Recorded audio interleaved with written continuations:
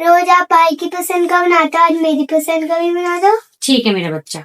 काफी दिन से मेरी बेटी मुझे एक वीडियो दिखा रही थी तो सोचा उसके लिए वही बना दूं। राम राम जी सभी को। तो मैंने उसके लिए कुल्हड़ पिज्जा बनाया। कुल्हड़ पिज्जा बनाने के लिए पहले ब्रेड को रोस्ट करें, उसके बाद जितनी भी वेजीज हैं उन्हें भी रोस्ट कर लें। पेरी पेरी मसाला डाल के चीज डालें, उसके बाद सारी सॉसेज ऐड करें। रोस्ट की हुई ब्रेड को बैटर में डाल के अच्छे से मिक्स करके कुल्हड़ में ऐड करें। पहले इसमें फिर चीज डालें, फिर ऊपर से फिल करें, फिर चीज डाल दें। मेरी बेटी को तो कुल्हड़ पिज्जा बहुत अच्छा लगा। आपको कैसा लगा कमेंट करें।